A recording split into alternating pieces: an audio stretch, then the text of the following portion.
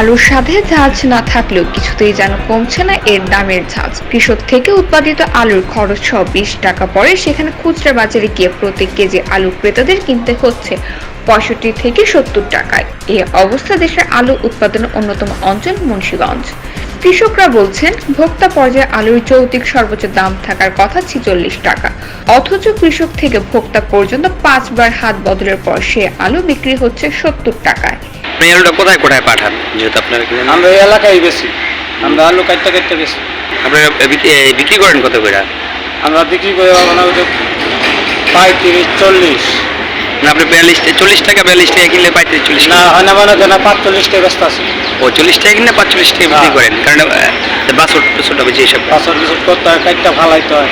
এদিকে কৃষকদের সাথে কথার মিল পাওয়া গেছে স্থানীয় কৃষি বিপণন অধিদপ্তরের হিসাবে। আর বলছে প্রতি কেজির আলু উৎপাদন খরচ 12 থেকে 13 টাকা। এরপর হিমাগার ভাড়া, পরিবহন সহ সব খরচ বাদ দিয়ে খুচরা বাজারে আলুর যৌক্তিক দাম সর্বোচ্চ তার 46 টাকায়। অথচ কৃষক থেকে মজুতদার, ফরিয়া, আড়তদার, পাইকারি ও খুচরা ব্যবসায়ী হয়ে সে আলু ক্রেতাদের ব্যাগে যাচ্ছে 65 থেকে 70 টাকায়। অপরদিকে পাইকারি ও খুচরা ব্যবসায়ীদের দাবি, আলু সংরক্ষণকারী ব্যবসায়ী ও হিমাগারের ফরিয়া ব্যবসায়ীরাই নিয়ন্ত্রণ করে আলুর দাম, যদিও বিষয়টি স্বীকার করতে চান না কেউ। আজকে আমি আলু কিনলাম কৃষকের কাছ থেকে 52 কেজি আলু 2900 টাকা, ঠিক আছে। শুটিং আলু আমরা বিক্রি করতেছি 58 টাকা, 57, 58, ঠিক আছে। এই অবস্থা ভাই, আলুর দাম একটু বর্তমান বাজারে একটু বেশি, ঠিক আছে। আলু পাওয়া যাচ্ছে না, ঠিক আছে। মোটামুটি আলু স্টোরে আছে, একদম যে নাই তেমন কোনো কথা না, ঠিক আছে। তো ভাই আলু মানুষ বিক্রি করে না, এই জন্য আলুর বাজারটা একটু বেশি। যদি আলু বিক্রি করতো তা আলুর বাজারটা এত পরিমাণ থাকতো না, ঠিক আছে। রাখি।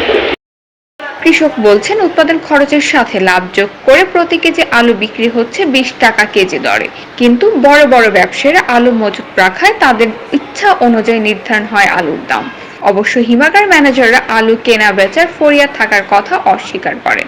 এদিকে আড়তদারদের দাবি, বস্তা প্রতি মজুতদারেরা 1500 টাকা থেকে 2000 টাকা লাভ করছেন, ফলে তারা বেশি দামে আলু কিনতে বাধ্য হচ্ছেন। তবে মধ্যস্বত্বভোগীদের দৌরাত্ম্য কমানো ও সরকারের কঠোর নজরদারি বাড়ানো হলে আলুর দাম নিয়ন্ত্রণে আনা সম্ভব বলে মনে করছেন ক্রেতা বিক্রেতারা।